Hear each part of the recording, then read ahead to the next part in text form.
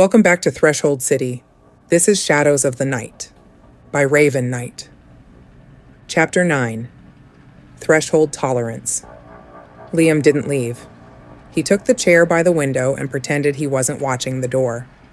I didn't sit at the kitchen table. We didn't talk about the call for a full minute. Silence is useful. It lets panic burn off before it starts talking. Finally, he said, "Play it back." It wasn't recorded. I mean, tell me exactly what he said.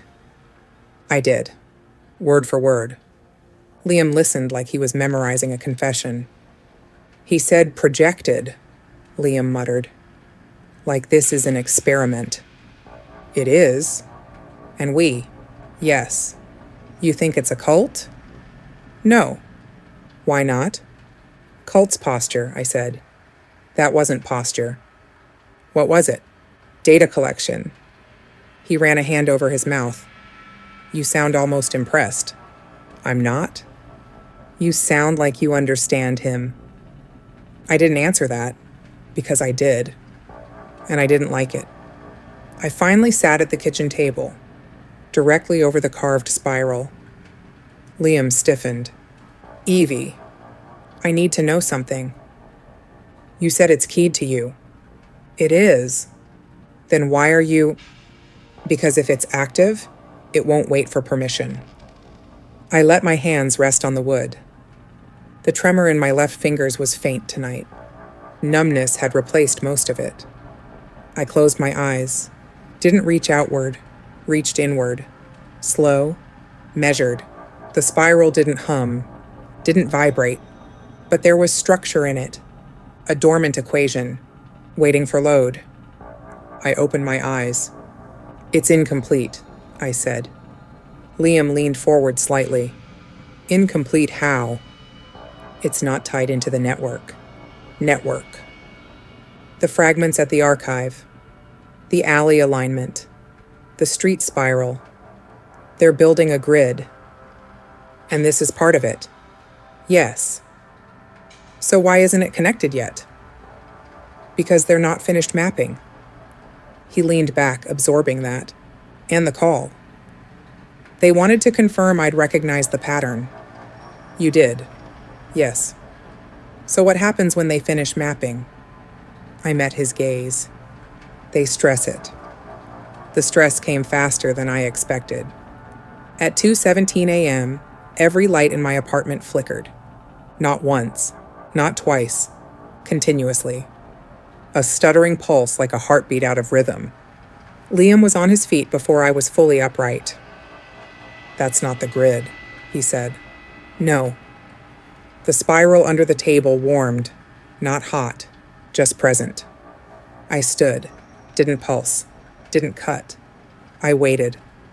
The air in the room thickened, not a tear, not a slit. Pressure, evenly distributed, not centered, everywhere. They're not using a victim, Liam said quietly. No. What are they using? Me. The lights stopped flickering. They went out. Complete darkness. The streetlight outside stayed on, just my unit, my walls, my wiring. Local. Precise. My pulse slowed deliberately. Evie, Liam said, stay where you are. I can't see you. That's fine. The pressure increased, not pushing from one direction, compressing from all sides, like the air had gained weight. I stepped back from the table. The spiral glowed faintly in the dark, soft, white, not violent, controlled. They're activating it, Liam said. Yes. Should I call someone? No. Why not? Because this isn't a breach. What is it? A tolerance test. The pressure rose. My ears popped. My knees trembled. They weren't trying to tear anything open. They were seeing how much distributed load I could hold before reacting, before pulsing, before cutting. I stayed still. The instinct to release power built in my chest. Hot. Sharp. If I pulsed, I'd disrupt the spiral, break the connection, give them data, number. Not yet. The spiral brightened. The hardwood beneath my feet creaked, not from weight, from resonance. The building was part of the equation now. Evie, Liam's voice was tight. You're shaking. I know. Do something. I am. Standing isn't doing something. It is. The pressure peaked. Vision narrowed. Edges of the room dimmed. My left hand went completely numb. Then, a new sensation. Not pressure, counter-pressure. From outside. From the line that ran downtown. From the archive. From the alley. They'd connected points. Not full activation. Just enough to triangulate. The city grid hummed faintly beneath my feet. They were testing how much of it I could feel at once. How far my awareness stretched. I inhaled slowly. Expanded perception instead of contracting. Let the grid map into me. 7 potential nodes. 3 confirmed, 1 under my table. 2 blocks north, downtown anchor. They were building outward, measuring my reach. I didn't pulse. I didn't cut. I anchored. The pressure shifted, adjusted. It was looking for fracture, looking for spike. I gave it neither, just steady resistance. The spiral's glow flickered. The pressure dipped slightly, then surged, harder. They were increasing load incrementally, calibrating upward. Fine. I let more of the grid into my awareness. It hurt. Sharp and bright behind my eyes. But I held. Silence in the room. Silence on the line. Silence in the city. The pressure plateaued. Then faded. Lights snapped back on. All at once.